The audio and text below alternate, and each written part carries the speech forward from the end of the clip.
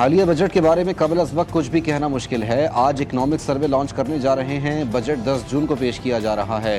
وزیر خزانہ محمد اورنگزیب کہتے ہیں آنے والے بجٹ میں ایسے اقدامات کر رہے ہیں جس سے ملک آگے بڑھے گا۔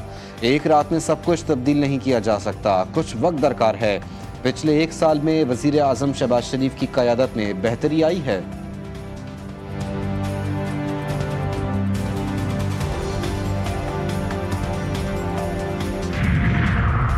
اسپیکر قومی اسمبلی نے وفاقی بجٹ کے لیے اجلاس کے شیڈول کی منظوری دے دی۔ وفاقی بجٹ 2025-26 10 جون کو قومی اسمبلی میں پیش کیا جائے گا۔ ایاز صادق کے مطابق 11 اور 12 جون کو اجلاس نہیں ہوگا۔ 13 جون کو قومی اسمبلی میں وفاقی بجٹ پر بحث کا آغاز ہوگا۔ 23 جون کو قومی اسمبلی میں 2025-26 کے مختص کردہ ضروری اخراجات پر بحث ہوگی۔ 24 اور 25 جون کو ڈیمانڈز، گرانٹس، کٹوتی کی تحریک پر بحث اور ووٹنگ ہوگی۔ 26 جون کو فائنانس بل کی قومی اسمبلی سے منظوری ہوگی۔ 27 جون کو سپلیمنٹری گرانٹ سمیت دیگر امور پر بحث اور ووٹنگ کی جائے گی۔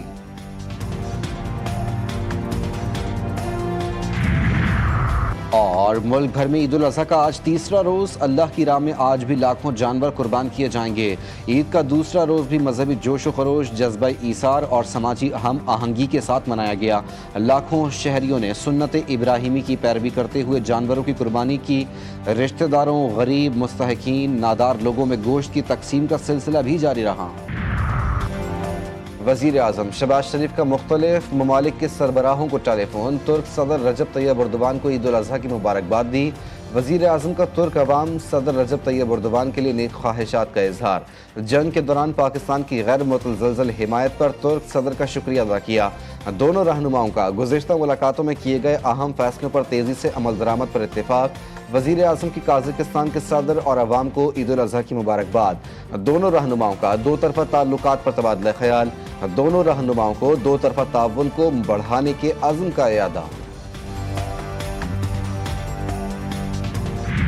پاکستان کا سفارتی وفد دورہ امریکہ مکمل کر کے لندن پہنچ گیا۔ وفد برطانیہ میں بھارتی جارحیت پر آگاہ کرے گا۔ واشنگٹن میں پاکستانی پارلیمانی وفد کی بھارت کو پھر مذاکرات کی دعوت۔ بلاول بھٹو نے کہا کہ بھارت سے تمام معاملات پر بات چیت کے لیے تیار ہیں۔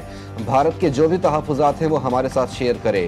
بھارت پانی کو بطور ہتھیار استعمال کر رہا ہے۔ 24 کروڑ پاکستانیوں کا پانی روکنے کا اقدام جارحیت ہے۔ بلاول بھٹو نے امریکی ٹی وی کو انٹرویو میں کہا بھارت نے انتہائی غیر ذمہ دارانہ ثبوت دیا۔ بھارت جان بوجھ کر ایسی حرکتیں کر کے جنگ کو ہوا دے رہا ہے۔ اگر اب جنگ چھڑی تو صدر ٹرمپ کے پاس اسے روکنے کی مہلت بھی نہیں ہوگی۔ نے جو پاکستان کو عزت دی اور وزیر اعظم شہباز شریف کی قیادت میں فیلڈ مارشل سید عاصم منیر کی حکمت عملی کے تحت جو انہوں نے ایک اپنا کردار ادا کیا، تو اللہ تعالیٰ نے پاکستان کو، پاکستانیوں کو دنیا بھر میں ایک عزت دی ہے۔ اللہ تعالیٰ نے پاکستان کو بڑی عزت سے نوازا۔ فیلڈ مارشل کی حکمت عملی سے بھارتی جارحیت کا منہ توڑ جواب دیا۔ وفاقی وزیر اطلاعات عطا تارڑ کی میڈیا سے گفتگو۔ کہا وزیر اعظم کے دوست ملکوں کے سربراہان سے ٹیلی فونک رابطے ہوئے۔ پاک بھارت کشیدگی کے دوران دوست ملکوں نے پاکستان کی بھرپور حمایت کی۔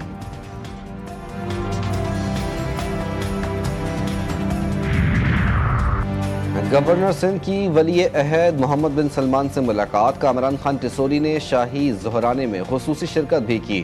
کہا کہ حج کے مقدس سفر کے لیے شاہی مہمان کے طور پر مدعو کرنے پر سعودی قیادت خصوصاً ولی عہد کا تہ دل سے مشکور ہوں۔ گورنر سندھ نے ولی عہد کی جانب سے حجاج کرام کے لیے مثالی انتظامات کو سراہا۔ کوئی بنا مہمان تو کوئی بنا میزبان، کہیں بریانی تو کہیں پلاؤ، کہیں بنا مزیدار قورمہ، کہیں بیف کی کڑاہی۔ رشتہ داروں نے خوب دعوت اڑائی۔ عید قرباں کا دوسرا روز بھی باربیکیو کے نام۔ کہیں چھت پر ہوا اہتمام تو کسی نے گھر کے لان میں محفل سجائی۔ کسی نے تکہ بوٹی تو کسی نے نہاری پہ ہاتھ کی صفائی دکھائی۔ خواتین نے بھی خوب گپے لڑائے۔ دعوتوں کے ساتھ ساتھ گھومنا پھرنا بھی جاری۔ ملک بھر میں شہریوں کی بڑی تعداد نے پارکوں، تفریح گاہوں اور ساحلوں کا رخ کر لیا۔ کہیں بچوں نے جھولے جھولے تو کہیں اونٹ اور ہاتھی کی سواری کی۔ بچوں کے ساتھ ساتھ والدین نے بھی خوب انجوائے کیا۔ شہریوں نے پابندی کو نظر انداز کر کے سمندر میں بھی ڈبکی لگائی۔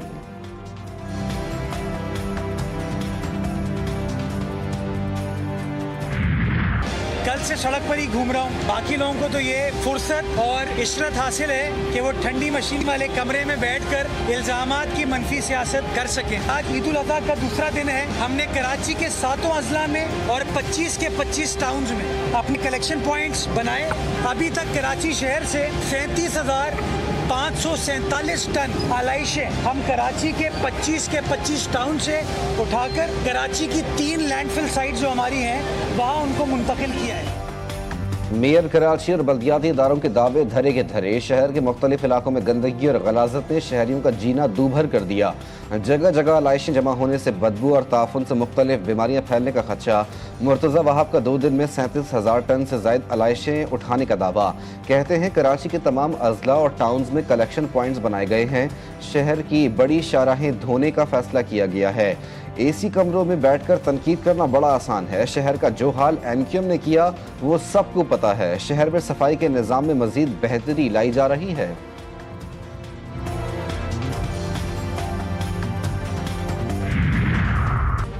ईद के 2 रोज वजीर आला सिंध और उनके वज़रा की फौज मंजर आम से गायब रही। आप कराची को भी साफ करने की सलाहियत नहीं रखते। पिछले 16 बरसों से सिंध हुकूमत और उसके बच्चे जमहूरों का एक ही रोना है। सिंध हुकूमत के पास न बताने को कुछ है न दिखाने को। वजीर इत्तलात पंजाब आज़मा बुखारी का मेयर कराची के बयान पर रद्द-ए-अमल। कहा हसद का इलाज तो हकीम लुकमान के पास भी नहीं था। ईद के रोज भी वो अपनी नाकामियां छुपाने के लिए फजूल किस्म की तनकीद करने से बाज नहीं आए। सफाई मुहिम पंजाब एक बार फिर बाजी ले गया। वजीर आला पंजाब की निगरानी में आलाइशें उठाने के लिए सूबे के 10 डिविजन्स में ऑपरेशन क्लीन अप जारी। पहली बार पंजाब में कलेक्शन पॉइंट्स बना दिए गए। शहरियों में लाखों थैले भी तकसीम। आलाइशें उठाने के बाद सड़कों पर अरके गुलाब का छिड़काव। वजीर आला पंजाब कहती हैं गली मोहल्ले चौक चौराहे साफ नजर आने चाहिए।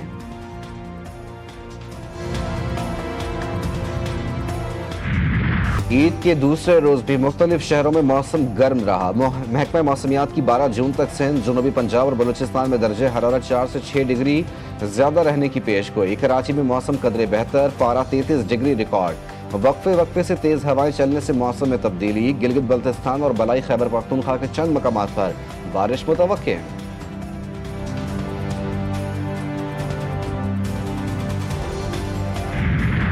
मोदी सरकार का कश्मीर में रियासती दहशतगर्दी का घिनौना खेल जारी। दी कारवान की रिपोर्ट के मुताबिक तालीम याफ्ता कश्मीरी नौजवान झूठे इल्जामात में गिरफ्तार। बरसों से बगैर सबूत कैद, रोजगार और शनाख्त छिन चुकी है। जाली इनकाउंटर्स, मावराए अदालत कत्ल और मजलूम खानदानों की हिरासानी पर आलमी बरादरी को तशवीश, मगर मोदी की मुजरिमाना खामोशी बरकरार। भारत में मजहब के नाम पर फ्रॉड का खौफनाक इंकशाफ। अयोध्या राम मंदिर के नाम पर करोड़ों रुपए का फ्रॉड। जाली वेबसाइट के जरिए परसाद की तरसील का झांसा देने लगे। अमरीकी प्रोफेसर के नाम पर भारतीय शहरियों को लूट लिया गया। करोड़ों रुपए की रकम सिर्फ जाली तरसील पर खर्च हुई। हिंदुओं के मुकद्दस मौके पर फ्रॉड को रोकने में भारतीय साइबर सिक्योरिटी नाकाम। राम मंदिर की तकरीब शानदार, मगर पर्दे के पीछे माली घपले जारी। भारत में आज न देवी महफूज है न दर्शन।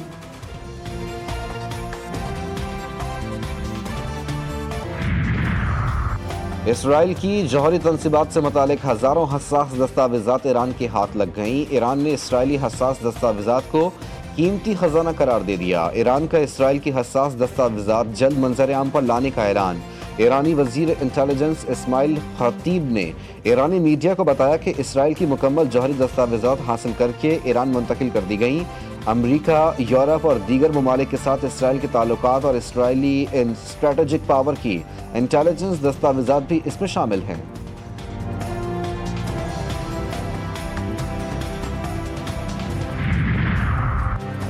जदीद क्रिकेट में स्पेशलिस्ट बैटर्स का फार्मूला नाकाम हो चुका। अब हमें ऐसे हिटर्स चाहिए जो कम गेंदों पर ज्यादा से ज्यादा रन्स बनाएं और सूरत हाल के मुताबिक खेलें। पाकिस्तान के white ball head coach mic Hesson का स्पोर्ट्स वेबसाइट को इंटरव्यू। कहा तीनों फॉर्मेट्स अब एक दूसरे से बहुत मुख्तलिफ हो चुके हैं और हमें हर नंबर के लिए मुतबादिल ऑप्शंस पर गौर करना होगा। बांग्लादेश के खिलाफ वाइट वॉश खुशाइन, मगर अगले चैलेंजेस सख्त हैं। پاکستانی ریسلر اطہر زاہد نے بھارتی ریاکر کو شکست دے دی۔ 29 سالہ اطہر زاہد نے بھارتی ریاکر سمرات وریندرا کو شکست دی۔